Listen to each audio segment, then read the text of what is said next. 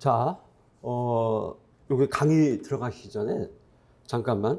우리가 이 이제 5회 동안 민법은 뭐 엄청나게 길게 하더라고요. 근데 이제 형법부터는 그냥 우리는 반기인지 격까지 이제 5회밖에 안 하는데, 당연히 그 시험 이거 진도별입니다.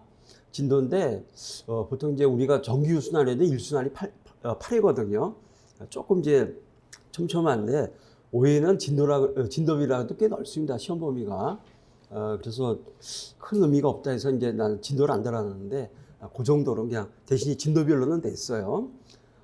그 다음에 이제 종합반은 이제 뭐 이렇게 개인 상담을 해갖고는 신상을 이제 폰이 아는데, 이렇게 이제 여러분들이 이제 신상은 제가 전혀 모르니까, 오늘만 빼고, 오늘은 제가 좀 바쁜 일이 있고, 뭐 내일부터라도 강의 끝난 다음에 형법에 관해서 뭐 상담할 게 있다든가, 질문할 게 있다든가, 뭐 내용도 좋고, 이제 공부 방법도 좋고, 아마 강사 중에는 제가 그 제일 잘할 겁니다.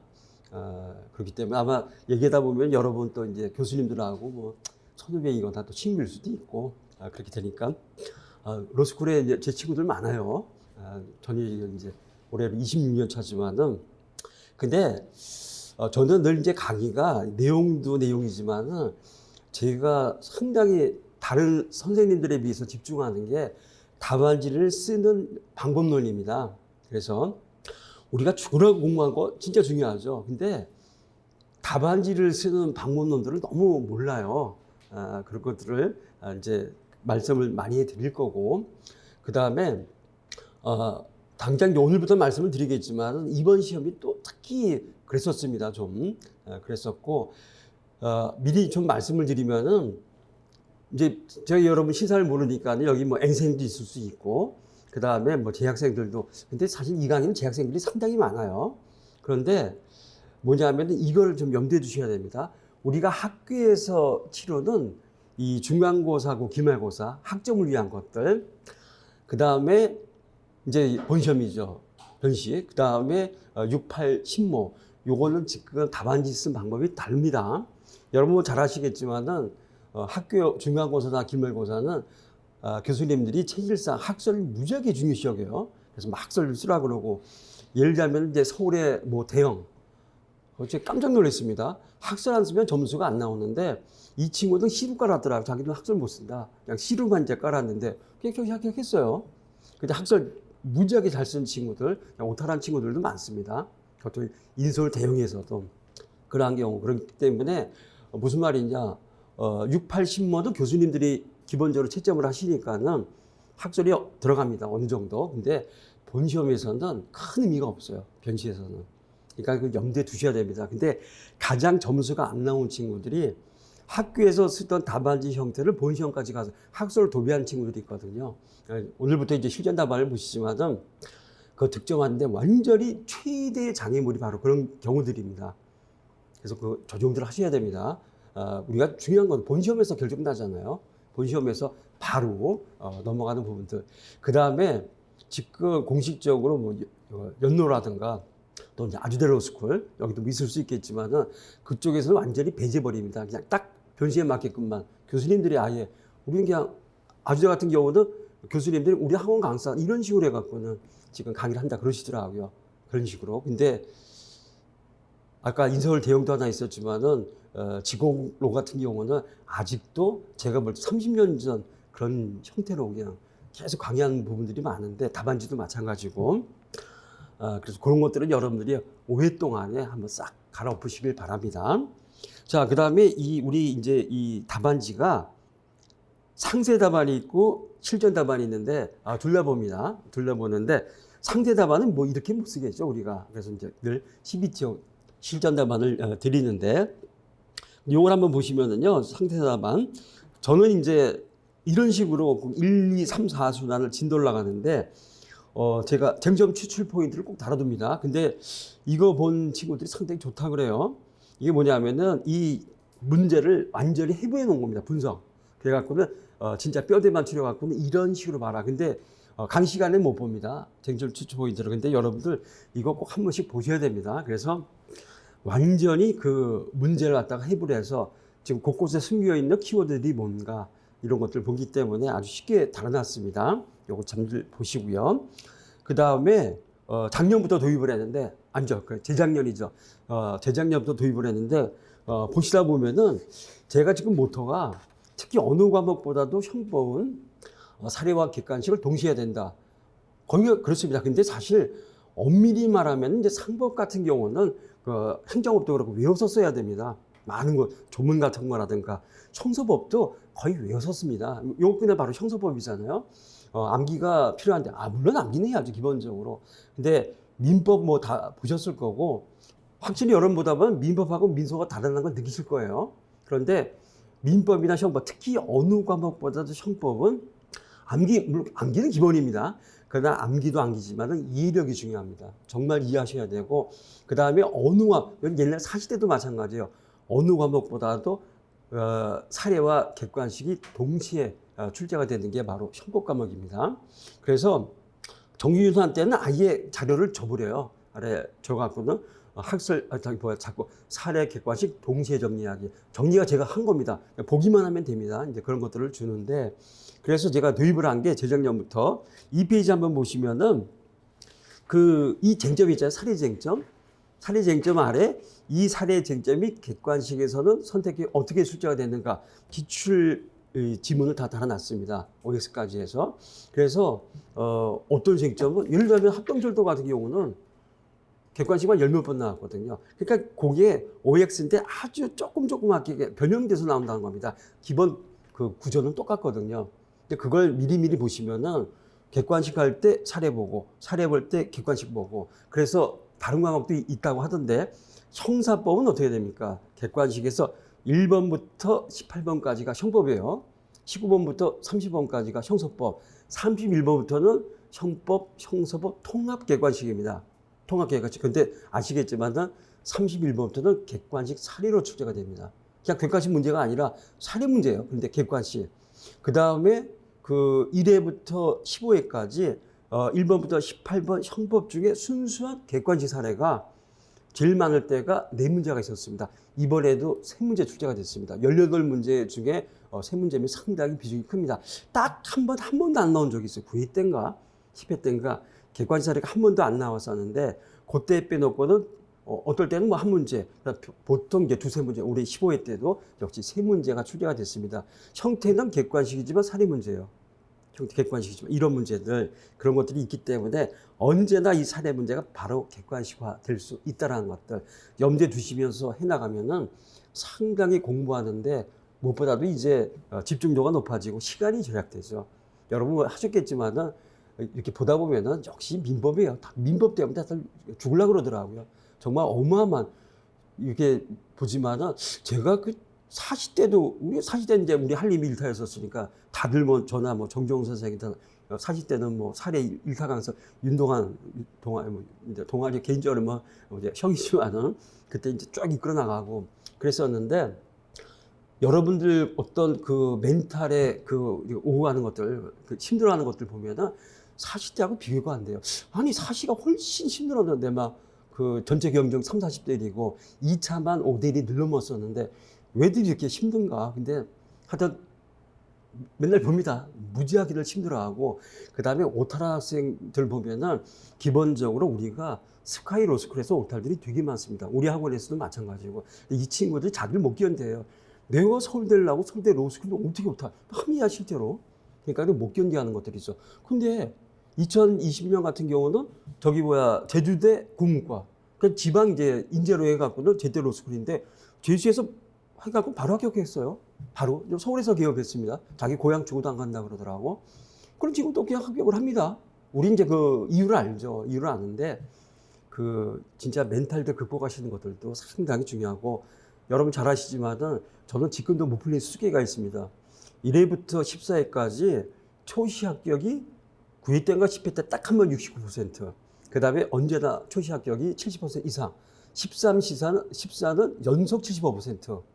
15회 때 모르겠습니다. 아니 어떻게 초시 합격이 이렇게 높을까? 연생들 도대체 뭐 하는 거야? 그런 경우들. 사시 때는 없었거든요. 사시는 아시죠? 1차를 보고 합격하면 1년 유예가 됩니다. 그래서 2차 동아리 1년 한 4개월 그 사례만 해갖고 합격됐었는데 제시 합격률이 한 40%.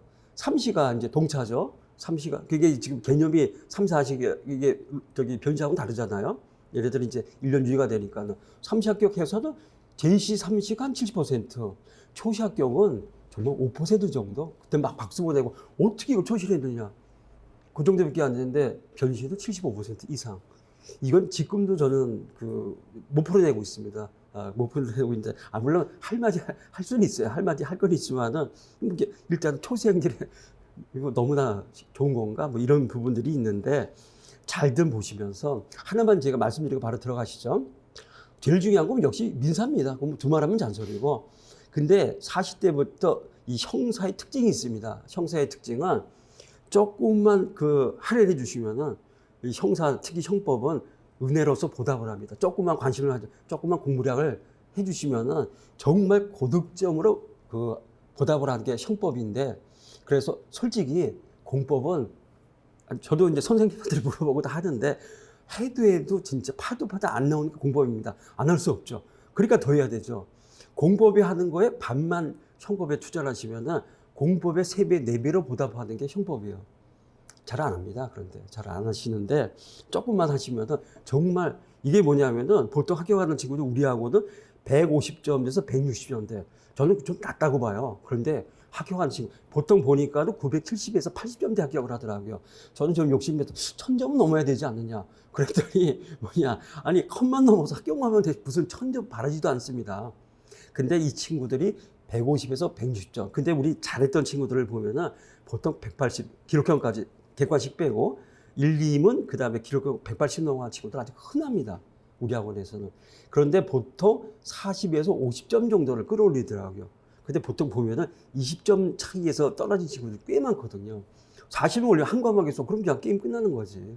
이런 친구들이 지금도 이제 기대하고 있습니다. 이제 2달밖에 안 남았지만은 이럴 수 있는 게 형법이기 때문에 늘상 반문론은 제가 그때 말씀드리겠지만은 반문론은 사례와 객관식을 동시에 해라. 강의 교육적이 아니면 전 이제 기본적일 때는 꼭 드리고요. 여기도 이제 그런 샘플들이 있습니다. 그래서 늘상 이 사례의 쟁점이 그대로 객관식에선 그대로 나온다라는 거. 물론 이제 X는 변형돼서 나오겠죠. 그런 것들만 하시고 오늘 요걸로 샘플을 한번 보시죠. 샘플로 요걸 갖고 왔으니까. 자, 그러면은 오늘 문제가 상당히 어렵습니다. 그 다음에 저는 이제 4월까지는 아마 모든 과목 통해서 교재는 제가 제일 많아요. 제일 많기 때문에 지금 계속해서 개정 작업이 있기 때문에 신작은 출제 못합니다. 생각도 없고 대신 이제 작년 일순환 문제를 썼는데 작년에도 무지하게 좋습니다. 작년에 제가 14회 때 다 맞췄는데 이번에는 뭐 100% 아니지만 맞췄는데 작년에 제가 공무집행 방해죄에서 적법성의 착오를 예상을 못했어요. 그거 진짜 사이드 문제거든요. 사이드 문제인데 그게 난 출제를 상상도 못했습니다. 그래서 작년에 완전히 칼을 갈았어요. 올해는 한번 내가 보자. 그래서 이게 지금 보증인 지위가 난 착오가 40대 한 번도 출제된 적이 없습니다. 적법성의 착오는 완전히 걔는 저쪽에 있는 거고 그런 것들이 이제 출제가 되거든요. 그래서 작년 일수한 때 1번 문제입니다. 이게 똑같아요. 요거 안 나오면은, 그러니까 나오면은 이제 나도 변명해야 되니까는 한번 출제해보자. 그냥 놀랬습니다. 올해 그냥 딱 출제가 되는 거라 이거 안 냈으면 어떻게 될 뻔했나. 몇 명이 전화를 걸었어요. 그래가지고 잘들 썼냐 그랬더니 잘들 썼다 그러대요. 이번에 15회 평가 아시죠? 기본 3법. 뭐가 됩니까? 민법은 정말 불덩어리 그 자체. 형법은 솔직히 어렵진 않았습니다. 결론은 어려워요. 그럼 어렵진 않은데 이 문제 구성을 1문, 3문, 2번 달리해갖고는 정체를 모르게끔 만들어 놨더라고요. 그러니까 완전히 돌아버리게끔. 어쨌든 이 기본 3법 공부까지 해서는 역대급으로 아마 어렵게 출제가 되지 않았는가. 이럴 때면 어떻게 됩니까? 이럴 때면 이제 좀 이따 말씀드리겠지만은 이 표점이 무지하게 높아집니다. 이렇게 어려우면은 거의 다 통맥내요. 그럴 때 뭐라도 끄적거린 친구들이 그 쟁점이 만들 친구들은 그냥 올라가 버립니다. 그래갖고도 천적 그냥 넘어갑니다. 올해 같은 경우들이 아주 그게 제일 심한 게 형법이에요. 조금만 잘 쓰시면은, 그래서 형법은 쓸데없는 거 쓰지 말고, 학설 쓰지 말고, 쓸 것만 쓰고, 그 다음에 제일 중요한 건 형법 빨리 쓰고, 형사법을 빨리 가자. 우리는 이제 1수단부터 해서 3, 4수단 정주영 선생하고 합쳐서 통합 문제를 9번을 출제합니다. 1순환 때는 이제 다 떨어지고 하고 6월달 시험지 다 까먹었거든요. 성서부터 한 문제 돼요. 3, 4부터는 무려 뭐가 4문제씩 해서 총 9문제를 통합 문제를 냅니다. 그러면은 어쨌든 통합 문제를 9번을 연습해 보면은 안 할 수가 없어요. 그때 제가 계속 얘기합니다. 저 형법 강사 아니에요? 형법 강사인데 형법 빨리 쓰고 형법 넘어가라. 요 얘기만 하고 들어가죠. 근데 이번에 형법은 역대급으로 어려웠지만은 정전 선생님이 그러대요. 올렸더라고. 역대급으로 쉬운 게 이번 형사법이다. 그럼 어떻게 되느냐? 우리 지금 합격을 당연시 하고 있는 친구한테 이제 바로 이제 전화를 걸었었는데 20분 동안 이게 뭔가를 그냥 문제집만 봤답니다. 이게 도대체 뭐지? 하면서 이제 쓰긴 잘 썼는데, 그래 다들 이제 멍쪄 갖고는 뭐가 됩니까? 이게 무슨 쟁점인지를 모르는 거죠. 근데 형사법은 역대급으로 쉬웠다. 그때는 어떻게 됩니까? 만약에 이런 친구도 있거든요. 그냥 형사법 바로 가는 거라. 형사법 쓰고 형고 왔더니 몰라. 근데 이 친구들의 특징은 형법을 쓰면서 형사법 모르니까 형사법이 10분씩밖에 안 남아요. 그 이문 형사법은 통백되는 경우가 많습니다. 시간이 없으니까. 근데 제일 진짜 눈물 나는 게 어제 본 게 이문 형사법이 다 나온 거야. 시간이 없어 통백을 낼 때는 진짜 미치는 거죠. 죽고 싶죠. 근데 형법에서 시간을 최대한 절약하고 형사법이 20분씩만 이렇게 보내줘도 쓴다는 거죠. 그러니까 형사법에서 한 줄인데, 이문 형사법 한 줄인데 이게 원점수 2점을 더 득점하거든요. 편점에 가서 7, 8점이 올라가 버립니다. 이런 현상들은 매년 일어납니다. 그래서 전략을 잘 짜셔야 돼요. 형사법에서 최대한 시간을 줄여야 된다. 어떻게 시간을 줄이냐? 지금부터 한번 보시죠. 자, 문제는 상당히 어렵습니다. 상당히 어렵고 일단은 1번을 한번 보신 다음에 요것도 한번 보시죠. 기출문제도. 자, 문제점. 특수 상해죄. 그래서 뭐 단체 다중은 출제된 적이 없으니까는 흉기 또는 위험한 물건을 휴대해서 사기를 입힌 경우 특수 상해죄가 성립됩니다. 그렇죠? 그러니까는 위험한 물건이 둔기를 사용해서 때려서 사기를 입혔기 때문에 일단은 특수상해죄는 해당이 됩니다. 동그라미 2번. 자, 그런데 갑은 자신의 특수상해에 인해서 실신한 A를 그대로 방치했는데 문제는 방치하고 가버렸는데 죽었으면 어떻게 됩니까? 그냥 특수상해 치사가 됩니다. 그런데 여기서 이제 문제가 됩니다. 그러니까 이제 이거는 경찰이나 검찰에서 신문을 피의자 신문할 때 잘 받아내야겠죠. 그랬는데 갑은 A가 입은 부상의 정도가 너무나 심해서 A를 빨리 병원으로 옮기는 등 구조 조치를 취하지 않으면 죽을 수도 있다고 생각했다. 그냥 갔으면은 그냥 결과적 가중법만 성립됐는데 상해치사인데 이놈이 죽을 수 있겠는데? 그러면서도 그냥 갔다는 겁니다. 이때 뭐가 생깁니까? 바로 살인의 미필적 고의가 인정이 됩니다. 판례, 유명한 판례 있습니다. 바로 이 판례가 주교사 유괴 살해 사건. 우리 81년도에 중학생 장애아동을 갖다가 담임 선생님이 유괴를 했는데 바로 이거거든요. 변호인은 감금치사를 주장을 했습니다. 근데 이게 검찰 신문에서 이걸 진술했거든요. 나는 이 아이가 죽을 수도 있다고 생각했지만 머뭇거리다가 그냥 나왔습니다. 똑같거든요. 그럴 때 뭐가 됩니까? 살인의 고의, 유괴, 특가법상의 유괴 살해는 뭐가 돼요? 법정 최고형이 사형 무기밖에 없습니다. 81년도 사건이거든요. 사형을 선고하고 집행이 됐던 사건입니다. 그런 경우들. 아주 이 부분에서 바로 살인의 미필적 고의를 뽑아낼 수 있다는 것들. 그러면 이제 그 문제 기도가 달라집니다. 거기에 쟁점 추출 포인트 다 써놨어요. 그러면 단순히 이거는 특수상해가 아니라 뭐가 됩니까? 살인의 미필적 고의가 인정되기 때문에 구성 요건은 살인죄로 바뀝니다. 살인죄로 바뀐다라는 것들. 자, 그런데 목절로 죽이지 않았어요. 그냥 방치하고 죽였다는 겁니다. 그리고 살인행위는 자기가 아니라 바로 부작이라는 것들. 부작위법이 나오면은 뭐가 바로 생각이 납니까? 부작위법이 나오면은 우리는 기본적으로 자기 의무, 보직인죄의 발생인 거를 생각을 해볼 수밖에 없다. 자, 동그라미 3번. 그런데 A가 맞을 짓을 해서 때린 것이기 때문에 자신의 행동은 정당하고 아무런 잘못이 없으므로 A를 구해주지 않아도 괜찮다고 생각하고는 실시한 A를 그대로 방치하고 나가버렸는 바, 이는 갑이 A를 구조해야 할 보직인 지위, 보직인 의무, 즉 자기 의무에 대해서 착오를 일으킨 경우이다. 이때 갑이 일으킨 착오의 법적 성질을 보직인 지위의 체계적 지위 관련해서 어떻게 파악할 것인가. 객관식은 여러 차례 나왔고 작년 14회 때도 여기도 지금 갖고 왔습니다. 좀 이따 볼 겁니다. 작년 14회 때도 역시 객관식이 두 지문이 출제가 됐습니다. 이때 학설의 태도는 뭐죠? 보증인 그러니까 구성요건 요설과 이분설이 대립이 된다. 그래서 현재 다설의 입장은 이분설이라는 것들 이렇게 보시고요. 자, 그러면은 어쨌든 자기에 의해서 살인한 것이 아니기 때문에 부주의 살인죄, 부작위범이기 때문에 부진정 부작위범 따라서 보증인 지위의 인정 여부인데, 자, 보증인 지위를 인정해야 되는데 이때는 어떻게 됩니까? 우리 형법 18조에 보면은 법령 계약 위법한 선행의 기타 조리 그 다음에 뭐가 됩니까? 신의칙 이런 경우도. 자, 여기서는 뭐가 되죠? 바로 특수상해라고 하는 위법한 선행에 의해서 18조의 명문의 규정이 있죠. 자기 의무, 지금 피해자를 구조해야 할 보증인 지위가 인정이 된다라는 것들. 자, 그런데 이거 다 쓰는 거 아닙니다. 뒤에 이제 실전답안 쫙 줄여버립니다. 살인의 미필적 고의는 반드시 써야죠. 그러다 이 문제 안에 죽을 수도 있다. 그 다음에 그냥 갔다는 겁니다. 죽을 수도 있는데 그냥 갔다라는 얘기는 죽으란 얘기죠. 여기서 뭐가 됩니까? 의사적 요소, 용인 정도 의사적 요소도 충분히 인정되기 때문에 살인의 미필적 고의는 얼마든지 인정이 된다는 것들. 그 다음에 인과관계나 객관, 여기서는 쓸 필요 없습니다. 여기서는 의미 없지만은 뭐가 됩니까? 이것도 자동으로 인정이 된다는 것들. 자, 그러면은 기본적으로 갑의 유경이는 일단은 부작에 의한 살인죄 성립 요건을 모두 다 충족하고 있다. 여기서 끝나면 좋은데 절대 여기서 안 끝나죠. 이럴 때 바로 착오가 문제입니다. 그런데 저놈은 맞을 짓을 했기 때문에 때렸기 때문에 나한테는 어떠한 잘못도 없다 생각을 했거든요.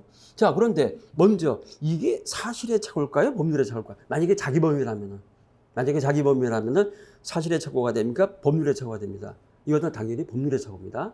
사실의 착오는 뭐냐면은 구성요건적 사실을 인식하지 못해야 돼요. 이번 15회 때 이렇게 출제가 됐습니다. 그러니까는 지금 죽는다는 사실을 몰라야 됩니다. 죽는다는 사실. 그냥 갔다는 겁니다. 그러니까는 뭐가 됩니까? 기본적으로 허수아비를 사람으로 인해서 살인의 고의로 허수아비를 때려부셨다는 거죠. 이런 것들이 사실의 착오거든요. 근데 지금 여기서는 정확하게 죽는다는 걸 인식했거든요. 그러던 순간 사실의 착오는 날아갑니다. 그런데 문제는 지가 불교패가고 사기리 패가고 죽어가는데 나는 어떠한 구조 의무도 없다. 어떠한 잘못도 없다. 그러니까는 위법성의 인식이 없는 경우죠. 따라서 사례에서는 일단은 법률의 착오. 그러나 이거는 잠정적인 결론입니다. 학설에 따라서 구성요건 요소설이나 이분설에 따라서 요거는 성질은 얼마든지 변동이 될 수가 있다는 거. 자, 그러면은 착오의 문제 한번 보시죠. 착오의 성격. 문제점 1번. 갑은 비록 자신이 A에게 사기를 입혔으나 A가 맞을 짓을 해서 때린 것이기 때문에 자신의 행동은 정당하고 아무런 잘못이 없으므로 A를 구조하지 않아도 괜찮다고 생각하거든요. 제가 괜찮다를 일부러 넣었습니다. 왜? 9회 때 착오 성공, 횡령 때거든요. 무려 5권이 넘고 특경법에 의해서 가중시를 왔는데 야, 그거 잘못 들어오니까 나한테 계좌이체도 아무렇지 않아. 괜찮아. 그러니까 막연히 병은 괜찮다고 생각하거든. 9회 때 딱 한 번 법률의 착오가 나는데 그때 바로 여기 키워드가 괜찮다고. 아니 5월을 끌고 가도 어떻게 괜찮아? 횡령죄지. 어떻게 괜찮아? 그게 바로 법률의 착오입니다. 일부러 이렇게 기출 지문을 갖다 썼습니다. 괜찮다고 생각하고는 쟁점 출제 포인트 다 읽어보셔야 됩니다. 이런 식으로 문제를 추출하는 방법을 계속 배우시게 됩니다. 자, 괜찮다고 생각하고 A를 그대로 방치하고 가버린 것인바. 여기서 갑의 착오는 행위 정황을 잘못 인식한 보증인 지위가 난 착오가 아니라 법적 평가, 즉 보증인 의무에 관한 착오라는 점은 사례에서는 이제 아주 자명한 결론이다.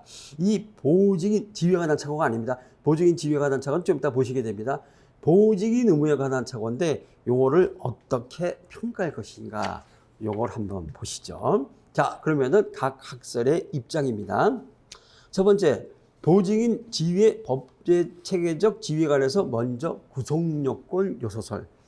얼추 구성요건 요소설이 그 학설의 그 나이는 한 130년? 그러니까는 20세기 초에 독일에서 나타났습니다. 지금 21세기 2026년입니다. 근데 1900년대 학설을 우리가 왜 배워야 됩니까? 근데 우리 교과에서는 여전히 살아있고 여전히 이렇게 출제가 되고 있다는 것들. 근데 이걸 깨부리는 이걸 깬 학설이 있는데 걔는 한 200년 된 학설이 그건 안 갖고 왔습니다. 안 갖고 왔는데 이건 뭐냐면은 구성요건 요소. 쉽게 말해서 좀 이따 보시겠지만은 보증인 지위에 관한 착오도 구성요건 요소. 사실의 착오. 보증인 의무에 관한 착오도 사실의 착오. 그냥 지금 보증인 주의가 차고도 묻지도 따지지 말고 그냥 사실에 차고, 이게 바로 구성요건 요소설이 됩니다. 구성요건 요소설. 그 다음에 요게 언제까지냐? 다소리언자 1930년대 1차 대전이 끝나고 2차 대전 직전까지가 독일에서는 다솔의 태도였었습니다. 그러다가 2차 대전이 끝나면서 독일 형법학계에도 참 딴나라 얘기죠. 아니 21세기 이거 왜 봐? 근데 현재 우리 교과서를, 형법 교과서를 지배하고 있습니다. 그래서 이번에도 출제가 됐고, 2차 대전이 끝나면서 1950년대 이쯤 들어오면서 뭐가 됐느냐? 바로 이분설이 나타납니다. 현재까지 다솔입니다. 그래서 한 얼마죠? 한 70년, 80년 다솔의 지위를 차지하고 있습니다. 이분설이 나타나면서 기본적으로 보직인 지위가 난 착오는 사실의 착오, 보직인 의무에 관한 착오는 법률의 착오다. 이렇게 보고 있다라는 것들. 자, 사내 검토, 갑을 살인죄로 처벌할 수 있으니까 이제 결론을 줬습니다. 결론을 뽑아내셔야 됩니다. 근데 이거는 이제 어려우니까는 사실 제가 이제 유도를 한 거고, 우리 시험 문제는 그런 거 없죠. 네가 한번 써봐라. 진짜 본 문제는 더 어려워지죠. 자, 그러면은 구성요건 요소설. 구성요건 요소설에 의하면은 보증인 지위가 난 착오도 사실의 착오, 보증인 의무가 난 착오도 사실의 착오니까 이때도 무조건 살인의 고의가 조각되고 과실치사죄만 성립하게 됩니다. 따라서 이러한 경우에 있어서는 살인죄를 처벌할 경우의 수는 없습니다. 이 학설은 버리는 거죠. 버릴 수밖에 없다. 이분설의 입장. 자, 1번. 갑이 A를 등기로 때려서 상해를 입힌 행위에 대해서는 일단은 갑에게 특수상해죄의 성립이 인정이 된다. 2번. 갑이 자신의 상해행위로 인해서 실시한 A를 그대로 방치하면서도 자신의 행동은 정당하고 아무런 잘못이 없으므로 A를 구해주지 않아도 괜찮다고 생각한 보직이 모양을 난 착오는 이분설에 의할 때 현재 다솔이죠. 법률의 착오가 된다라는 것들. 자, 그러면 법률의 착오인데 9회 때 사례로 출제가 됐었고 객관식 많이 나왔습니다. 법률의 착오는 다설 판례의 일체에서 뭐가 됩니까? 형법 16조 그 착오에 정당한 이유가 있는가 없는가를 바로 검토하셔야 된다는 것들. 그런데 여기서 또 중요한 게 하나가 있습니다. 9회 때 뭐 법률의 착오가 출제가 됐고 워낙 어려웠었어요. 착오 선고에 법률의 착오고 간접 정보까지 물어봤었습니다. 무지하게 어려웠었고, 이때 이제 합격한 친구가 우리 수업 쪽에 그때 합격했었는데 지금 한 5년차, 아니 6년차 들어갔겠네요. 6년차 변호사인데 이 친구가 법률의 착오가 있었는데 간접 정보 이런 거 전혀 못 썼습니다. 합격하고 나서 제가 이제 뭐 이렇게 사주면서 축한다 해갖고 좀 물어봤거든요. 그랬더니 간접 정보이 쟁점이에요. 전혀 몰랐다는 겁니다. 그러니까 이문에서 출제가 됐는데 간접 정보 못 썼거든요. 그런데 이문 점수가 65.7가 나왔습니다. 못 썼는데 왜? 다 못 썼거든. 다 못 썼는데 범죄로는 자꾸 썼으니까 표점이 엄청 올라간 거죠. 바로 이런 일들이 실제로 올해 아마 더 그럴 겁니다. 올해는 나타나게 되는데, 자, 우리가 법률의 착오가 더 출제가 됐다. 그럴 때는 형법 16조 정당의 이유인데 판례만 보세요. 이거 객관식에서 무지하게 많이 나왔었습니다. 1번 판례에 의하면은 형법 16조 정당한 이유가 있는지 없는지를 판단한 기준입니다.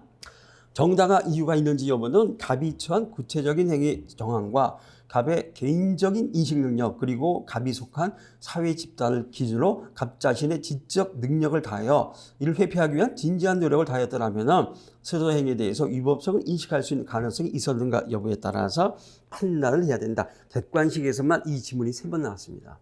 근데 이거 답안지에 못 씁니다. 쓸 수가 없습니다. 이거 어떻게 써? 아니 근데 요거 다음에 한 달 늦게 나온 판례도 더 구체화되어 있어요.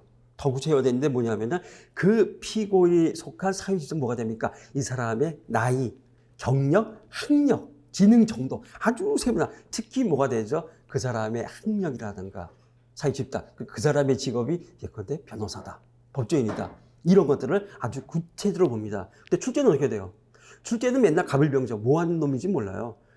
9회 때도 병정이었었습니다. 병정이 뭐 하는지 모른다는 겁니다. 아니 그 사람이 뭐 하는지 그냥 모르는 사람인데 어떻게 정당한 이유가 있는지 없는지 판단해. 그때는 기준 딱 하나죠. 갑을병정. 이게 지칭하는 게 뭡니까? 지시하는 게. 우리 흔히 말하는 갑남을려.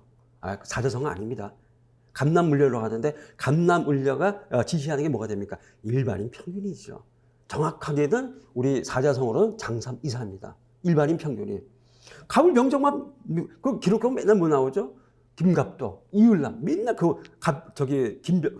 박병령 이것만 나온다는 겁니다. 뭘 의미하느냐? 언제나 우리는 법률이라는 것은 일반인 평균을 기준으로 정당한 이유가 있다 없다를 판단해봐라. 근데 이미 결론은 나와 있습니다. 형법 16조 형법 과목에서는 정당한 이유는 없다라고 출제가 됩니다. 별 내용이 없으면 당연히 형법 16조 정당한 이유는 인정되지 않습니다. 왜 그럴까요?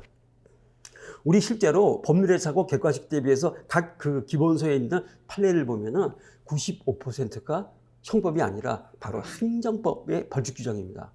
행정법은 변호사를 무지하게 많잖아요. 행정법 진짜 어려워요. 왜? 범위가 너무 넓고 여러분 행정법 할 때 이제 행정법 하실 거죠. 진짜 돌아버립니다. 행정법은. 그만큼 범위가 넓거든요. 지금 법률의 사고의 판례가 95% 행정법. 근데 한 대여섯 개, 아니야, 5개 정도 형법 판례가 있는데 100% 정당한 이유 부정합니다. 형법이니까. 왜? 형법은 뭘 다루죠? 범죄. 우리는 이미 어렸을 때부터 이미 여기서 부모님들을 볼 때 우리는 이미 사회화 교육을 받았어요. 남의 거 훔치면 안 돼. 떼치. 이때부터 형법상 범죄가 나쁜 걸 알고 있다는 겁니다. 형법 과목이기 때문에 아니 형법상 범죄를 저지르면서 그것이 어떻게 정당하다고 판단할 수가 있습니다. 범죄인데 아니 행정법상 규칙 위반도 그럴 수도 있어요. 우리 때는 그 통역이 좌측 통역인데 지금 우측 통역이죠. 지금도 어르신들 보면 좌측 통역하신 분 그렇게 학습 받았으니까 많다는 겁니다. 행정법은 그럴 수 있어요. 형법은 없습니다. 사람 죽이면서 얘들 죽여도 상관없고 그거는 절대 받아들일 수 없습니다. 결론은 나와 있다. 정당한 이유가 없다. 끝. 따라서 이때 형법상 범죄를 일반인의 입장 생각했을 때 형법상 뭐가 됩니까? 지금 살인 얘기를 하면서도 정당하고 생각하면서 절대 형법 16조 정당한 이유를 인정할 수 없기 때문에 살인죄가 성립한다. 이렇게 끝맺음을 하시면 됩니다. 여기서 뭐 잡다기 책임을 들어올 필요가 없어요. 바로 결론을 내릴 수 있다는 것들.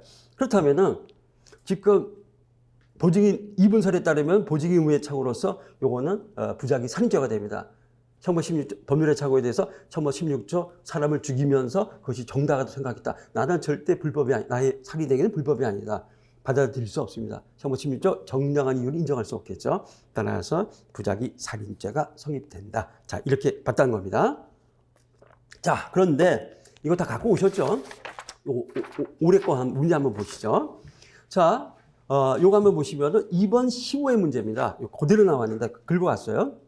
갑의 사주를 받은 A 10살짜리 절대 의사로 열려있는 창문을 통해 정의 사무실 안으로 들어가서 보니까는 정하고 갑은 이제 이종사촌지간입니다. 그러니까 이번에 친족상도례. 근데 친족상도례가 12월 30일 날 개정이 됐어요. 12월 30일 날. 그래가지고 취재가 되는데 보니까는 이렇게 이것만 사기죄도 컴퓨터 사용 사기죄도 10년에서 20년으로 그 법적이 상승이 됐거든요. 그게 이번에 다 수험생들한테 줬더라고요. 그래서 뭐가 됩니까? 개정형법의 그 조문들이 수험생들한테 다 배부가 된 건 이번에 처음입니다. 그래서 이번에 친족상도례도 썼어야 되는데 어쨌든 뭐 여기서 안 갖고 왔지만은 자 이종사촌지간인데 적의 사무실 안으로 들어가서 A의 무대 의상과 시인 가수상 트로피를 가지고 나와 그중 무대 의상을 갑에게 전해주었다. 한편 이분 A의 어머니는 우연히 A가 적의 사무실 창문으로 들어가 무대 의상과 트로피를 가지고 나온 모습을 보았으나 A와 닮은 다른 사람으로 생각하고는 그냥 지나쳤다. 이 부분이 핵심이에요. 의뢰 죄책을 논하되 의뢰 죄책에 관해서 부진정 부작위범에 있어 보증인주의는 구성요건 요소이지만 보증인 의무는 위법성의 요소가 된다던 견해. 뭐죠? 이분설. 이렇게 싹 깔아둡니다. 이분설이라고 하면 되는데 그럼 답을 가르쳐 주는 거잖아요. 싹 이렇게 해서 길게 써주시고 헷갈리게 만드는 거죠. 견해에 따라 설명하죠. 그러다 건조물 침입죄 및 특별법 위반의 점은 논대로 함. 그래서 쓰지 말란 얘기입니다. 자, 학설 정리. 구성요건 요소설, 보증인설. 자, 모든 것 구성요건 요소. 그렇기 때문에 구성요건 요소에 따르면 이것도 당연히 사실의 착오가 됩니다. 그런데 이분설, 다설이죠. 보증인 지위와 자기 의무를 구별해서 보증인 지위는 구성요건 요소, 자기 의무는 위법성의 요소. 요약. 자, 1번. 구성요건 요소설에 의하면 보증인 지위의 착오와 보증인 의무의 착오는 모두 사실의 착오이나 2번. 이분설에 의하면 보증인 지위의 착오는 사실의 착오, 보증인 의무의 착오는 법률의 착오. 자, 근데 이 쟁점에서 이 지금 의뢰 착오는 뭐가 됩니까?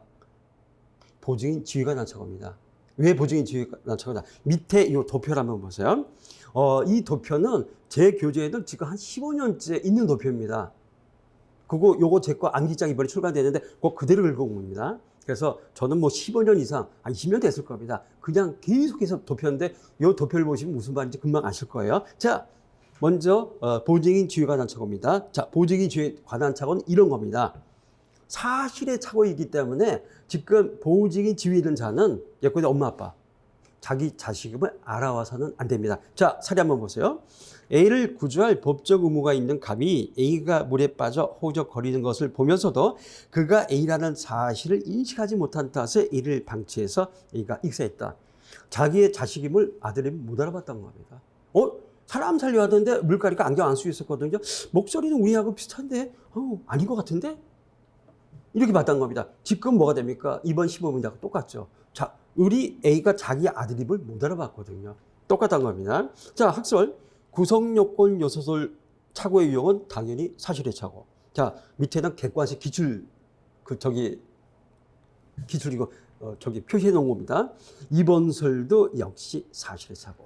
따라서 2분설을 취하더라도 이번에 그 의뢰 착오는 사실의 착오가 됩니다. 기출지문 한번 보세요.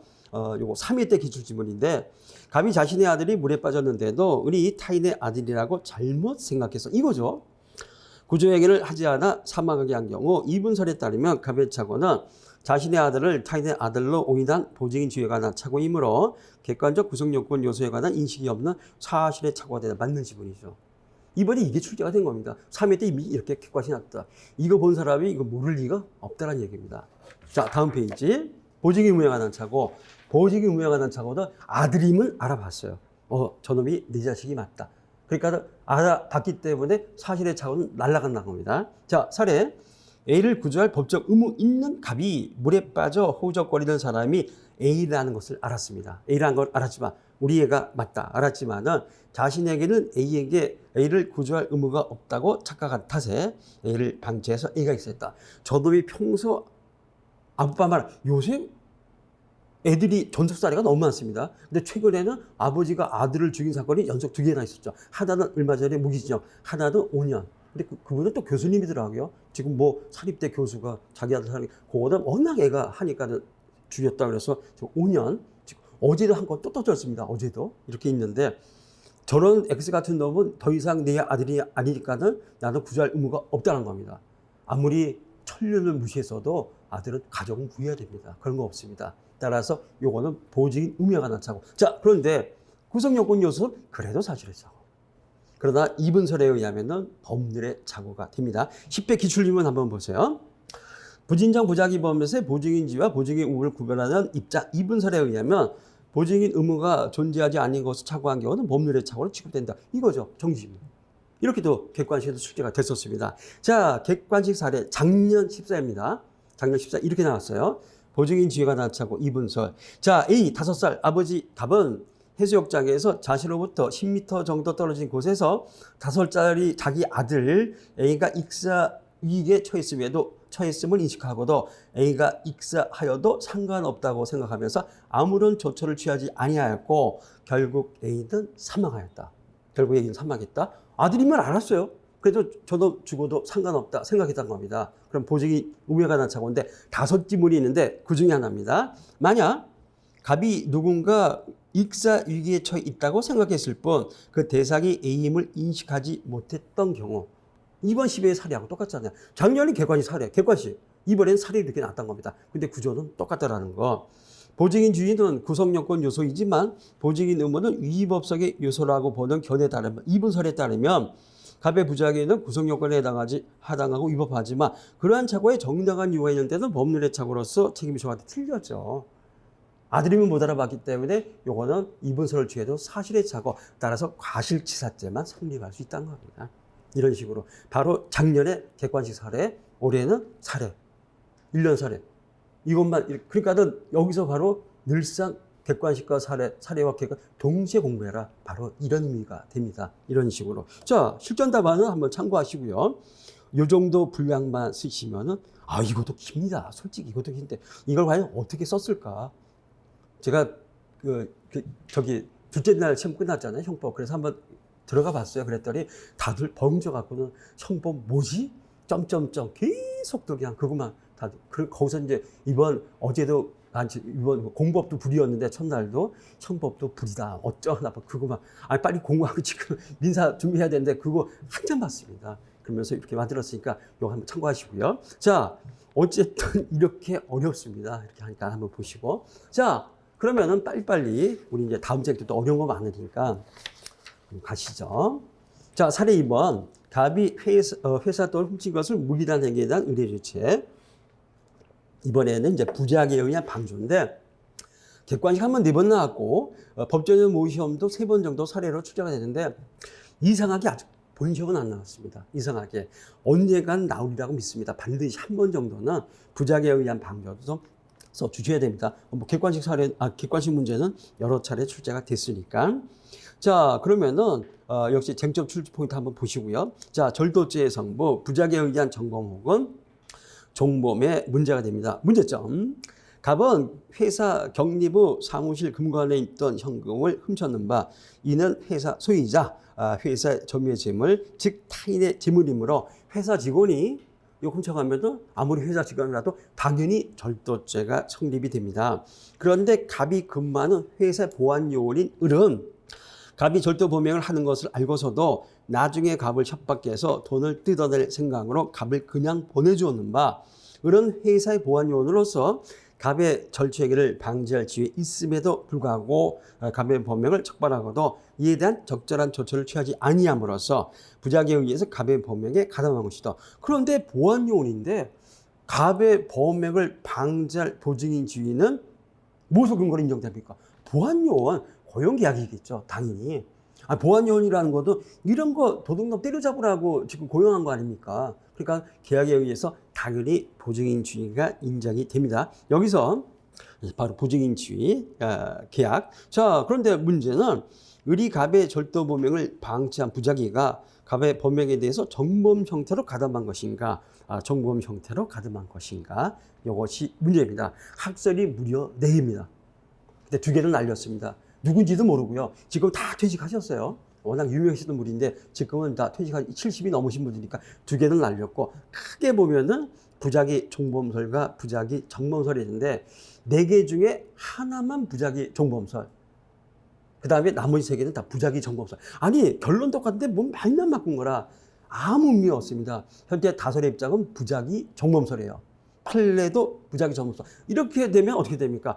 다설 판례 일치해서 부작위 종범설. 그러면은 나머지 학설 쓸 필요가 없다는 겁니다. 아니, 다설 판례가 지금 일치하고 있는데 왜 써? 그럴 때는 근데 우리는 그래도 좀 학설 쓰고 싶지 않아. 이럴 때 이제 일정의 편법이 있습니다. 아주 좋은 다설 판례 입장인 부작위 종범설. 다설 썼잖아. 부작위 종범설. 그러면 교수님 썼습니다. 근데 여러분, 본시험에서는 6, 8, 15도 마찬가지지만은 본시험에서는 지금 구체적인 그 내용도 중요하지만은 교수님들이 보시는 거는 답안지 체계를 보세요. 답안지 어떤 작성한 그 깔끔한 정도, 컴팩트한, 여기에 점수가 더 있습니다. 근데 그거 알아보는데 얼마 걸린지 1초만 알아보고, 저도 마찬가지입니다. 1초 딱 받는 순간 벌써 무식적으로 얘는 합격, 불합격이 바로 나옵니다. 왜? 이걸로 먹고 살잖아요. 프로들이니까는.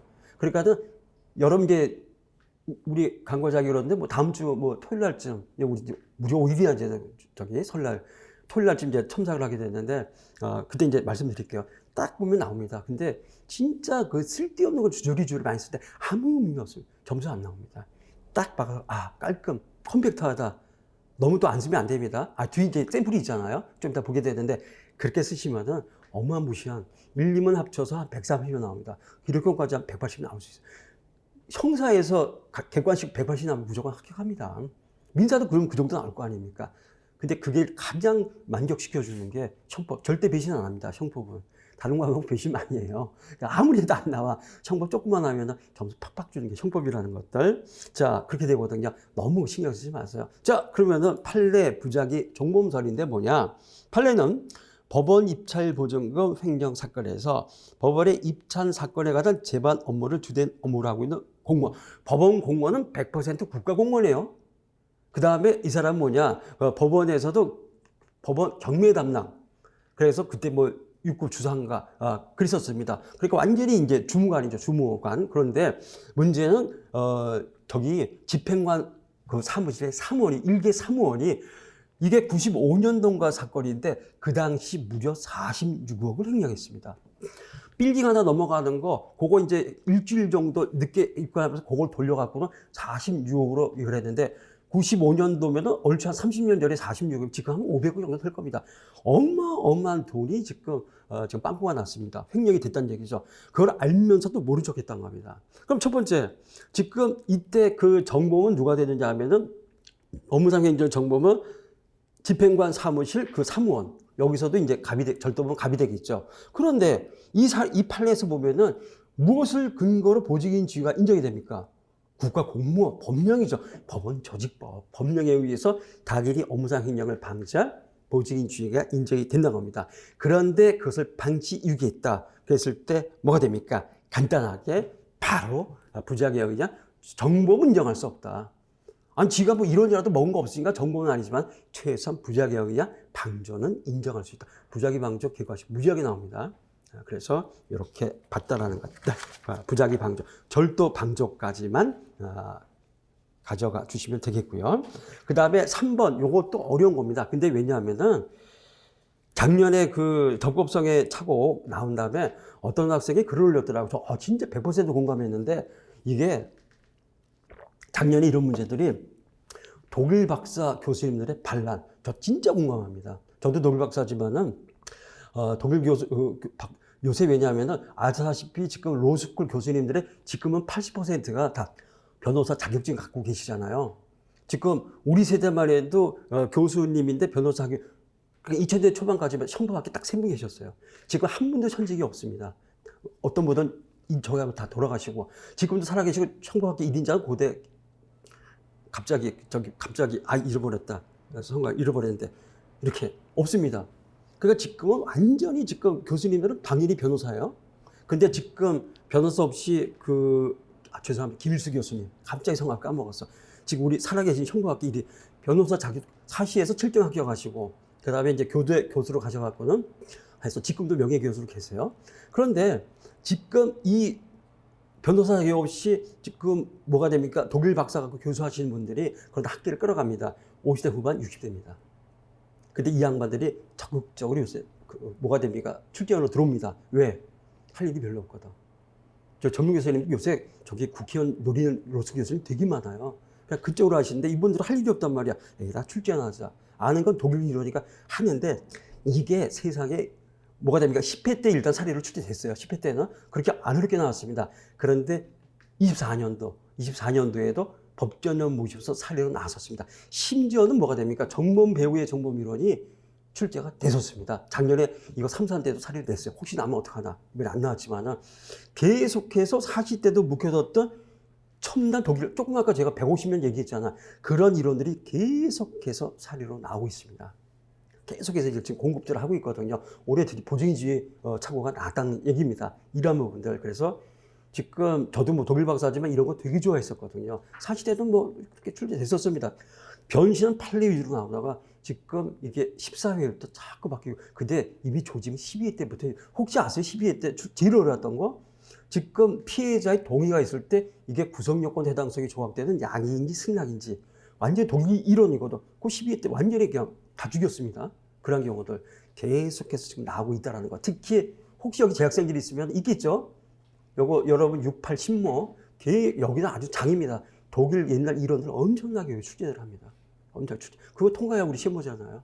그런 경우들 이렇게 한번 보시고요. 자, 그러면은 이게 합법적 대책이론인데 어쨌든 10회 때 사례가 나왔습니다. 그 다음에 법전형 모시험에서 또 사례가 나왔고 한번 보시죠. 그러면은 자, 문제점. 수영장 안전위험 병이 B가 수영장에서 질식해서 엎어져 있는 것을 뒤늦게 발견하고 인공호흡을 하던 중 약 10분 뒤 구급차가 오자 B의 신체에서 소생의 기미가 나타났는데도 상황을 잘못 인식한 바람에, 이게 뭐죠? 과실이라는 얘기죠. 틀림없이 주의무 위반 과실이 있습니다. 곧바로 조기에 인공호흡을 중단하고 구급차에 B를 인도하는 실수를 범했다.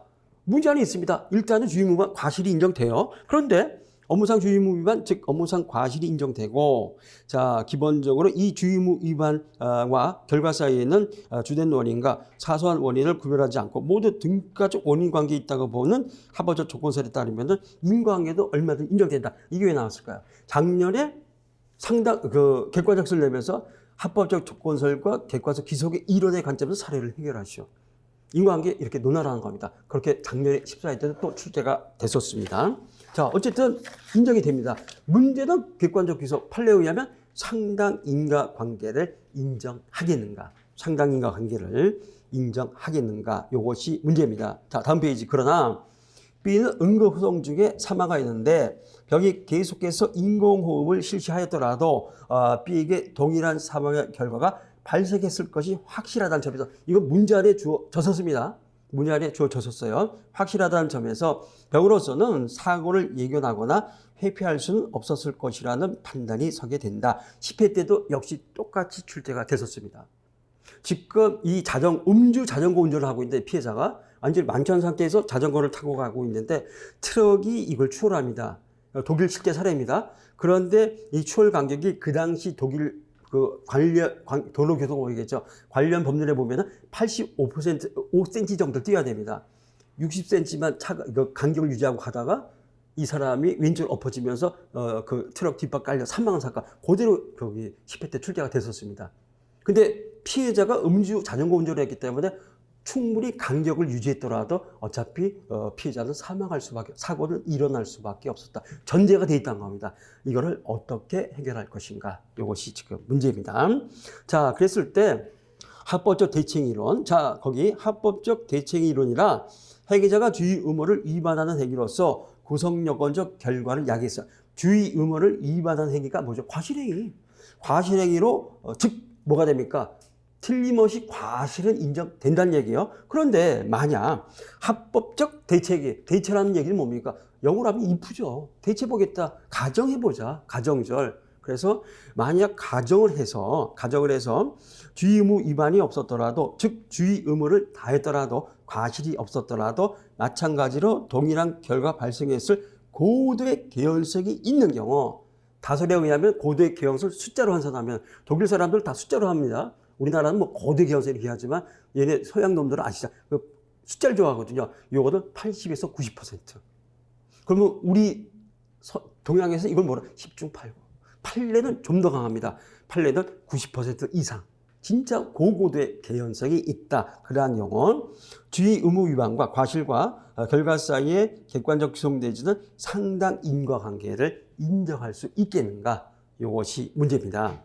학설이 대립되는데 크게 여러 가지가 이제 두 개가 있습니다. 그러나 고맙게도 다설 판례가 일치했기 때문에 이것만 쓰시면 되는데 바로 무죄 추정설이 다설과 판례입니다. 어쨌든 무죄 추정설은 다설이고요. 판례는 무죄 추정이라는 학술 용어를 쓰지 않습니다. 판례는 당연히. 그러나 내용을 읽으면 판례도 무죄 추정설이구나. 지금 우리가 아까 법률에 착오해서 판례와 책임설은 다 똑같아요. 근데 판례는 책임설을 말 안 씁니다. 학설을 왜 써? 당연히 안 쓰지. 근데 그냥 판례는 또 책임설이다. 이렇게 보지 않습니까? 그런 식으로 따라서 무죄 추정설, 또 형법의 대원칙 아닙니까? 그래서 요 입장을 취한다는 것들. 1번. 발생된 결과가 행위자의 주의무 위반 행위에 기인할 때에만 객관적으로 기속시킬 수 있다는 이론. 따라서 의무에 합당한 행위를 하였더라도 즉 과실이 없었더라도 즉 주의무 위반이 없었더라도 어차피 동일한 결과 발생했을 것으로 판단하는 경우에는 결과 발생은 주의무 위반 행위에 기인한 것이 아니라고 평가할 수 있으므로 객관적 귀속이 또는 상당 인과관계가 부정된다. 우리 일반적으로 뭐라고 얘기합니까? 어떡하지? 내가 잘못해갖고 제가 사망했는데 아니야. 너 잘못 없어. 왜? 이래도 저래도 쟤는 어차피 죽을 수밖에 없잖아. 어차피 쟤는 죽을 수밖에 없기 때문에 너는 잘못 없다. 보통 이렇게 얘기해. 이겁니다. 그냥 받아들여. 어차피 사실은 이게 교통사고에서 민사에서 뭐죠? 과실상계죠. 민사. 형법은 과실상계 안 합니다. 민사는 과실상계인데 미안한 얘기로 이때는 백대빵. 피해자가 더 잘못했다는 겁니다. 요새 무지하게 나옵니다. 지금 얼마 전에도 완전히 10차선 사거리에서 빨간색에 어느 그 어르신께서 막 무단횡단 하시다가 사망했거든요. 무죄 나왔습니다. 백대빵이란 얘기죠. 이건 보행자 잘못이지. 아니 그 넓은 데로 좀 기다렸다가 파란불에 천천히 올라가시면 되지 빨간불에 10차선을 왜 건너가셔. 얘도 정상적으로 운행을 했었고 이런 경우라는 겁니다. 똑같은 얘기예요. 피해자 잘못이 과실상계인데 형벌 받아들이지도 않지만 어쨌든 이러한 결과도 네가 잘못이 있건 없건 간에 과실이 있건 없건 간에 어차피 발생할 수 없어. 네 탓 아니야. 보통 이렇게 얘기하죠. 그 얘기입니다. 그걸 법률에서 받아들인 겁니다. 따라서 객관적으로 상당히 부정. 그러면 뭐가 돼요? 과실미수가 되겠죠. 청구상 과실미수는 원래 무죄입니다. 그래서 처벌할 수 없다. 다설 판례 입장. 위험 증대 이론은 한번 설명드리겠습니다. 이게 주로 이제 고대 쪽에서 많이, 근데 김일수 교수님이 주장하시면은 다 설명해야 됩니다. 우리나라 뭐 독보적 1인자시기 때문에, 형과의 신이시기 때문에 이거 해야 되는데, 위험 증대 이론. 일정한 주의무 위반 행위가 비록 새로운 결과 발생의 위험을 창출한 것은 아니지만 이 발생한 위험을 증대시킨 경우에는 결과 귀속이 가능하다. 그런데 2번 이에 의하면 기억 주의 유무를 다했으면 결과가 발생하지 않았을, 즉 죽지 않고 살았을 확실성에 가까운 개연성 8, 90% 가능성이 있는 경우, 요거는 똑같습니다. 어차피 위험 증대 이론에 의해도 아니 네가 제대로 안 했으면 이거는 무죄 추정설도 마찬가지요. 그러니까 어차피 결과가 발생할 수밖에 없었다 그러면은 객관적 기소를 부정하지만은, 그러다 네가 주의 의무 위반이 없었다라면, 과실이 없었다면 이 결과는 발생하지 않았다. 쟤는 살았다. 그럼 책임져야죠. 요것도 똑같아요. 위험 증대 이론도 그것도 똑같다는 겁니다. 그 다음에 조금 아까 이사안처럼 어차피 발생할 수밖에 없어. 요것도 결과는 똑같습니다. 여기 안 갖고 왔는데 제가 암기장이나 여기는 요거 다 달아놨습니다. 딱 어디가 다르냐? 8, 90%자다 그거 미만 6, 70% 그 정도일 때는 어떻게 되느냐? 바로 그래서 니은입니다. 단순히 개연성 내지 가능성만 존재한 경우에는 이미 발생된 위험을 증대시킨 경우이므로 객관적 기속 인정, 이겁니다. 그래서 제가 각주 달아놨죠. 무죄 추정설과 위험 증대 이론의 차이점은 바로 이 부분에 있다는 겁니다. 똑같아요. 객관적 기속이 인정되거나 부정되는 두 가지 경우도 세 가지 유형이 있는데 똑같은데 바로 이것들. 그러니까 결과 발생 방지 확률이 50에서 한 70%, 50에서 70%, 요 정도일 때, 요때도 위험, 어쨌든 50에서 70% 위험 증대시켰잖아요. 객관적 기속 인정돼서 처벌한다는 겁니다. 근데 무죄 추정설은 어떻게 되죠? 무죄 추정설은 뭐가 됩니까? 인디비듀얼 프로레용. 의심날 때는 피고인에게 유리하게, 80% 미만일 때는 유리하게 해서 객관적 기속 부정, 무죄를 인정해줘라. 요게 무죄, 여기서만 결론이 달라집니다. 위험 증대 이론은 여기서 과실치사를 인정하지만 다설 판례 입장이 무죄 추정설은 이때 무죄를 인정합니다. 여기만 다르다는 거. 고맙게도 문제가 이렇게 출제 안 됐어요. 너무 어려우니까는. 근데 무서운 게 법전위원 모의시험에서 이게 출제가 됐다는 게 무섭습니다. 이런 부분들. 법전 제작전에 제가 놀랐습니다. 육모인가 24년도에 이게 보람병원 사례 있잖아요. 이걸 갖다 사례를 취재를 하는데 무슨 실제 사례들만요. 기자가 이렇게 전화를 하다가 통화를 안 끊었는데 저쪽에서 급비 사항을 하니까 그건 일부러 녹취해갖고는 퍼뜨린 거. 그게 실제 사례인데 그걸 취재를 해갖고는 보조인지가 있게 없게 그걸 물어보는데, 아니 세상에 저도 모르는 거 어떻게 써. 어쨌든 누군가 그걸 통과해, 육모니까 통과해야 될 거 아닙니까. 이런 문제가 좀 계속해서 나오고 있습니다. 여기 통과한 친구들이 한번 상관없는 얘기지만 통과 못한 친구들 피말리거든요. 그런 경우들. 자, 어쨌든 판례 한번 보세요. 판례는 소위 트럭 왼쪽 바퀴 사건에서 이게, 자, 왼쪽 바퀴 사건, 이게 뭐냐면은 이 가해 차량이 24톤 트럭인데 지금 국도입니다. 편도 1차선, 왕복 2차선의 국도에서 지금 왼쪽 바깥 무지하게 큰 트럭이죠. 바깥 바퀴가 중앙선을 살짝 거쳤어요. 중앙선을 살짝 걸쳐도 도로교통법 위반은 위반이죠. 즉 과실이 인정됩니다. 교통규칙 위반은 인정돼요. 살짝 거쳤거든요. 그런데 여러분 혹시 국도 운전해 보셨어요? 국도 지금 편도 1차선, 왕복 2차선이기 때문에 추월선이 없잖아요. 어떻게 추월합니까? 국도에서는. 그러면 역주행해야죠. 그러니까 대항차 역주행해서 한 다음에 들어가야 되거든요. 국도에서 그럴 수밖에 없습니다. 시골 도로 그런 데 많아요. 여기도 마찬가지. 앞에 도로 추월하려면 역주행해야지. 이렇게 되는 겁니다. 그랬는데 이 피해 차량이 추월을 하는데 역주행을 했던 겁니다. 문제는 역주행에 뭐가 되느냐? 음주운전이었어요. 그런데 이게 역주행을 하는데 갑자기 커브길에서 뭐가 됩니까? 트럭이 나타나니까 엄마하고 자기 차는 들어가는데 들어가다가 휘청거렸는데 툭 쳤습니다. 툭 쳤는데 24차들이 툭 쳤는데 나가갖고는 뻥 해서 두 사람이 다 사망한 사건입니다. 어쨌든 이 판례가 뭐냐면 중앙선을 살짝 걸쳤기 때문에 규칙 위반이 있습니다. 그러나 피해 차량은 역주행의 음주운전, 피해 차량 과실이 더 크다는 얘기죠. 그러니까 한번 보겠습니다. 자, 이와 같은 사고 경위에 비추어 설사, 가사, 설사, 피고인이 중앙선 위를 달리지 아니하고 정상 차선으로 달렸다 하더라도 if죠. 이 사건은 피할 수 없다 할 것이므로 피고인이 트럭의 왼쪽 바퀴를 중앙선 위에 올려놓은 상태에서 운전한 것만으로는 이 사건 사고의 직접적 원인이 되었다고 볼 수 없다. 피해 차량의 과실이 더 컸기 때문에 어차피 이러한 결과는 발생할 수밖에 없었고, 따라서 인과관계까지 인정되지만 객관적 기소 판례에 따르면 상당 인과관계가 부정돼서 과실미수 무죄. 근데 왜 이 판례를 안 내고 독일 판례를 출제했나 모르겠습니다. 그것도 아마 독일 교수님, 박사 교수님이 출제하셨을 겁니다. 이렇게 좋은 우리나라 판례가 있는데 바로 이러한 경우들. 따라서 사례에서는 어떻게 됩니까? 어차피 이 결과는 발생할 수밖에 없었다. 어쨌든 다설과 판례 입장에 무죄 추정설이 훨씬 타당하고, 무죄 추정설에 따라서, 그런데 이거는 뭐 유혈 중대설 마찬가지지만 어차피 동일한 결과 발생할 수밖에 없는 상황. 따라서 객관적 기소, 상당기간 부정, 과실미수, 무죄 이렇게 빼내시면 되겠습니다. 쉽지 않았습니다. 솔직히 그 10회 때는 이거보다 조금 쉬웠었는데 조금 어렵게 됐지만 어쨌든 10회 때 기출입니다. 자, 마지막 사례 4에서 정해질책인데 첫날 또 사실의 착오 안 보면 문제니까. 그런데 지금 방법의 착오를 출제했거든요. 모르겠습니다. 방법의 착오는 객관식은 아주 여러 차례 나왔지만 사례로는 출제하기가 어려워요. 왜? 형법 총각론 모든 쟁점에서 50대 50. 뭐가 되죠?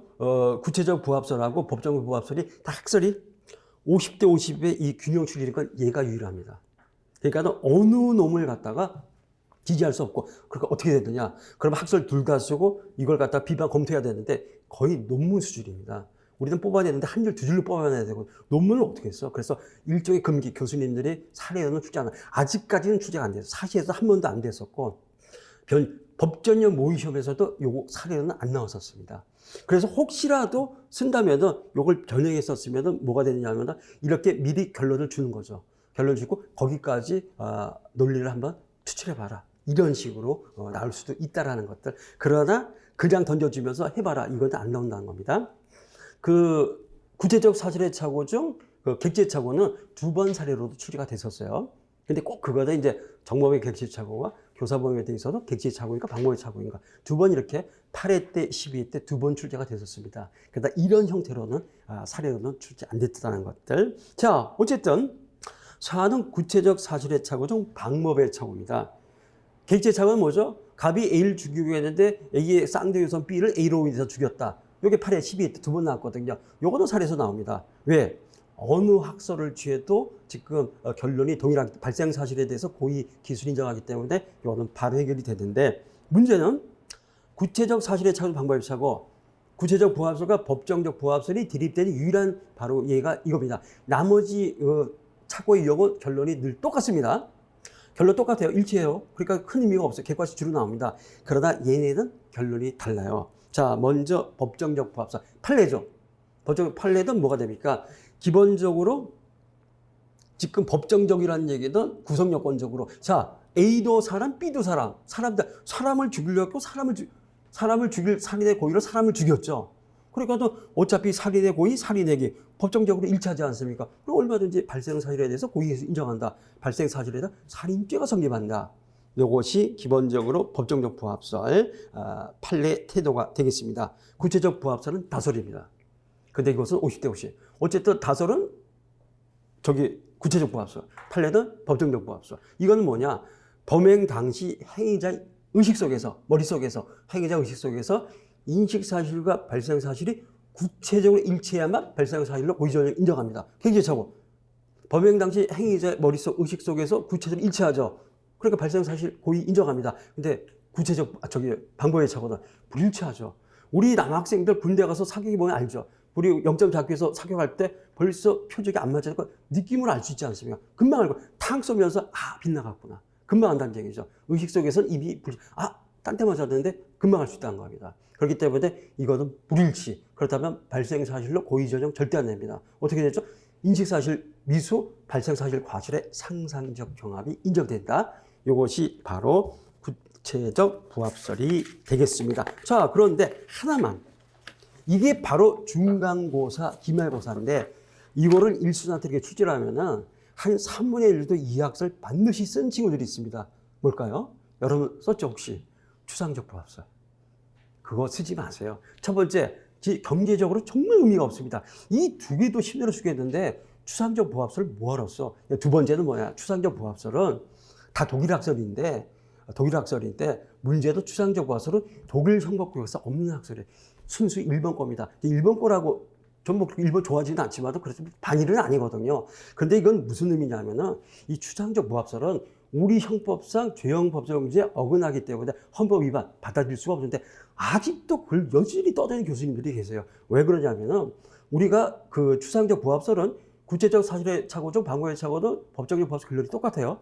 문제는 추상적 사실의 착오. 가장 많이 든 예가 지금 상해의 고의로 돌을 던졌잖아요. 돌을 던졌는데 돌이 빗나가서 A가 서 있던 그 유리창 깨뜨렸다는 겁니다. 그러면은 나머지 학설들에 의하면 어떻게 됩니까? 사계 미서 과실송계인데 이때 살이 나왔었어요. 객관식 사례. 과실송계는 우리나라는 처벌하지 않기 때문에 무죄가 돼서 상해 미수만 인정됩니다. 우리 형법에 그러니까 법정형 구체적 부합설에 의하면 추상적 부합설은 이럴 때 경범죄, 사계죄와 손괴죄 비교해보면 경한범죄는 손괴죄죠. 손괴죄는 경한범죄는 미수건, 과실건 불문하고 무조건 고의 기술을 인정한 게 추상적 부합설. 우리나라는 과실손괴 무죄예요. 근데 이때는 손괴 기수가 됩니다. 과실손괴가 돼서 무죄가 되는데 손괴 기수 유죄가 되면은 난 일본 헌법에 죄형법정주의가 없나 보죠. 잘 몰라요. 이번 가본 적도 없고. 우리 헌법에는 죄형법정주의 명문에 규정해 있고 이거는 절대 받아들일 수가 없어요. 그래서 배척합니다. 근데 이걸 여전히 쓰고 있는 거라. 여전히 그 3분의 1을 강의 안 하시던데 3분의 1을 쓴다는 건 여러분 틀림없이 쓰셨을 겁니다. 그러니까 쓰지 말라는 겁니다. 필요도 없고 양만 늘어나고 진짜 이거는 쓸데없는 놈 쓰지 말자. 그냥 법정적 구체적 부합설만 쓰자. 끝. 판례도 있는데 판례도 써야 되는데 그런 경우들. 자, 그러면은 이렇게 한번 보시죠. 일단은 어느 학설 사안에 검토 한번 보세요. 구체적 부합설에 의하면은 발생 사실인 D에 대해서 고의 전형이 부정되므로 D에 대한 살인의 고의가 인정될 수 없다. 발생 사실인 D에 대해서 고의 귀속을 인정하는 학설은 법정적 부합설인 바. 법정적 부합설에 의해서 해결해야 된다. 법정적 부합설에 의하면 정의 행위는 바로 발생 사실인 D에서 살인에게 결국 법정적 부합설에 의해라. 이렇게 해봤습니다. 그 다음에 인과학의 객관적 기소 상당 인과학인데 요것도 사례에서만 무려 3번 객관식 거의 매년 나옵니다. 정말 자주 나옵니다. 그런데 하나만 고맙게도 인과관계나 객관적 귀속 판단할 때 특히 작년 같은 경우는 아까도 합법적 조건설과 객관적 귀속의 관점에서 해결해 보시죠. 작년에 이렇게 출제가 됐다는 겁니다. 그랬을 때 고맙게도 학설 판례 일체에서 판단한 기준은 똑같습니다. 객관적 귀속 이론이건 상당 인과관계 이론이건 문제는 요건 제가 잠깐만 요것만 해볼게요. 자, 먼저 이 선행행위가 있습니다. 선행행위가 있는데 이건 사격행위죠. 살인행위입니다. 선행행위가 있고 어쨌든 피해자는 죽습니다. 상해를 입거나 사망을 합니다. 요거는 언제나 주로 사망이죠, 형법에서는. 근데 이럴 때 뭐가 꼭 개입되느냐? 한 번도 예의가 없었습니다. 이때 개입되는 뭐냐? 다른 사실이 개입이 됩니다. 다른 사실이 개입돼서 이것이 선행의 살인행위와 다른 사실의 개입이 공동 원인이 돼서 결과가 발생합니다. 결과가 발생하는데 여태까지 출제는 다 상당 인과관계나 객관적 귀속이 부정되는 것만 출제했어요. 작년에는 이상하게 2번을 물어봤는데 둘 다 상당히 객관적 귀속이 인정이 돼서 기수가 되는 걸 출제가 됐습니다. 근데 쓰는 건 간단합니다. 딱 요것만 알아두시면 돼요. 그런데 이렇게 살인행위가 있고 선행행위가 있고 중간에 다른 사실이 개입이 됐다는 겁니다. 공동권이 돼서 사상의 결과 발생했는데 이럴 때 뭐가 됩니까? 객관적 귀속이나 상당 인과관계가 인정되다 부정 판단하던 기준은 간단합니다. 바로 일단 일반인 평균의 입장에서 예견 가능성. 이런 다른 사실의 개입이 예견 가능하다, 예견 불가능하다. 이겁니다. 답안지에 반드시 현출돼야 됩니다. 예견 가능하다. 예견 가능성이 있다 없다. 이걸로 판단한다. 작년에는 뭐가 있었는지 지금 이 강도 행위를 피해서 도망가다가 차에 쳤습니다. 장팔상 입었거든요. 판례 있습니다. 범행 피해서 도망가 차에 쳐서 사망하거나 장팔상 입어도 충분히 객관적 귀속 상당 인과관계가 인정됐다. 병원을 긴급송되는데 의사의 수술, 그것도 판례 있습니다. 우리 종합병원 가서 의사의 수술지원 진짜 맨날 보는 거 아니에요. 충분히 일반 입장에서 예견 가능하다. 따라서 상당히 객관적 귀속 강도치사죄 성립 장전이 거기 나왔습니다. 근데 그전에는 죄다 예경에서 부정되는 거. 자, 한번 보시죠. 자, 문제점, 정언, 자, 이런 것들. 그러면 이제 객관적 귀속, 상당 인과관계인데, 자, 거기 2번, 뒤의 사망을 적의 살인에게 탓, 작품으로 귀속시킬 수 있는 객관적 귀속이나 상당 인과관계를 판단함에 있어서 학설과 판례에 의하면은 다른 사실의 개입이 피해자 자신이나 제3자의 고의 또는 중과실 또는 천재지병 등 극히 이례적이고 예견 불가능한 경우 선행행위, 부작에 의한 살인행위와 결과 사이는 객관적 귀속이나 상당 인과관계를 인정할 수 없다. 자, 그러면 한번 포섭해 보겠습니다. 생각건데 적의 살인행위에 부실 지하철 공사로 말미암아 도로 위에 갑자기 생기는 엄청난 크기의 흰콜에 병호 구급차가 빠지면서 크게 부서지는 불의의 교통사고가 개입해서 D가 사망한다는 거. 이게 말이 됩니까? 일부러 이렇게 만들었거든요. 아니 이런 사건이 어디서 이게 문제 낼 때 어디선가 저기 고향이 어디서 뭐 하다가 싱콜이 생겼다. 그거 딱 듣고 제가 만들었거든요. 있지만은 그래도 그렇죠. 어떻게 거대한 싱콜이 어떻게 차가 빠질 수 있는 싱콜이 있긴 있지만은 싱콜이라는 우리 영화 있잖아. 이광순하고 뭐 그 영화 있었잖아. 막 집이 진짜 영화니까 재밌게 보지 그런 일이 어디가 있어. 그게 뭐죠? 에이 말도 안 돼. 막 그거 정답이 말도 안 돼. 그러니까 이게 항상 없다. 그래서 거대한 폭풍우가 몰려왔다. 심지어 이런 식 말도 안 되겠고 출제를 합니다. 말도 안 되게 그러한 경우도. 근데 구2 때는 어떻게 나느냐. 말도 안 되는데 좀 더 말이 되게 하지만 객관적 기속이 부정되는 게 타인의 고의행위, 살인행위가 개입됐다는 겁니다. 그러니까 이 사람은 상해만 입히려고 했는데 제3자의 살인행위가 개입, 그건 얘기는 불가능하죠. 그럴 때는 객관적 기속이 상당히 부정한다. 이거는 지금 우리 연습이기 때문에 말도 안 되게끔 출제가 됐습니다. 그 얘기는 정말 예견서 부정, 인정할 수 없다. 따라서 이런 경우는 살인 미수까지만 인정하자. 이렇게. 자, 그러면 이제 마지막으로 요거 실전 답안만 한번 보시고 이제 넘어가겠습니다. 다시 한번 보시면 아시겠지만은 절대 저는 4페이지 안 치웁니다. 그 다음에 통합 문제 나오면 이게 더 올라갑니다. 통합 문제 나오면 2페이지 10페이지 무조건 끝입니다. 그 다음에 이제 정정 선생님이 쓰게끔, 이렇게 형소법 쓰게끔 하거든요. 그렇게 해야만 우리가 형소법에서 짧은 시간이지만 형소법 한 줄만 써도 득점이 되니까는 자꾸 이거 끝나고 이제 다음 연습하시게 되는데 정말 형법에서 주의셔야 되는데 자, 한번 보세요. 진짜 실전 답안에서 이렇게 쓰셔야 됩니다. 자, 먼저 특수상해죄. 갑이 상해 고의로 위험한 물건인 둔기를 휴대 사용해서 A를 때려서 사기를 입힌 행위에 대해서는 특수상해죄가 성립. 쓸 것만 썼지 않습니까? 그 다음에 부작용 살인죄. 자, 문제점 1번. 답이 A가 입은 부상의 정도가 너무나 심해서 즉시 A에 대한 구조조치를 취하지 않으면 죽을 수도 있다고 생각했음에도 어떠한 구조조치 취하지 아니하여 결국 A가 사망한 행위에 대해서 갑에게 A의 사망에 대한 인종적 태도가 인정되므로 살인의 미필적 고의가 인정된다. 2번. 이때 갑에게 A를 구조해야 할 보정인 주의가 인정돼서 갑에게 부작에 의한 살인죄가 성립할 수 있겠는가. 컴팩트하게 쓸 것만 썼던 겁니다. 저때 보고 쓴 거죠. 이렇게 쓰면 한 90은 교수님보다 더 잘 쓴 거죠. 나올 수 있다는 겁니다. 잡설이들 빼고. 그럼 자, 보증인주의 인정 여부. 판례는 형법 제18조에 정한 자기 의무 보증인주의는 법령 선행이 법률행위 선행행위로 인한 경우는 물론 신의칙이나 사회상규 혹은 조리상 자기 의무가 기대되는 경우에도 인정된다는 입장. 2번 판례에 따르면 갑은 A에 대해서 특수상해라는 위법한 선행을 근거로 A를 구조할 보증인주의 있다. 요것도 지금 형법머리가 있었는데 형소 저기 통합 문제면은 이때는 뭐가 됩니까? 앞에 판례는 1번 뺍니다. 2번만 위법 특수상해라는 위법한 선행에 의해서 형법 18조에 근거해서 보증인주의가 인정돼. 요것만 쓰셔도 충분합니다. 들어갈 건 확실히 들어갔으니까. 자, 3번 보증인 의무에 관한 착오의 체계적 지위에 따른 갑의 착오의 성격. 1번 갑은 비록 A에게 사기를 입혔으나 자신의 행동은 정당하고 아무런 잘못이 없으므로 A를 구해주지 않아도 괜찮다고 생각하고는 A를 그대로 방치하고 가버린 것인 바 이는 법적 평가에 관한 착오, 즉 보증인 의무에 관한 착오에 해당된다. 보시면은 제가 이걸 저기 고득체를 긁었거든요. 근데 이게 편집작이 안 나온답니다. 학원에서. 그래서 밑줄까지 쳐놨기 때문에 밑줄 보이시죠?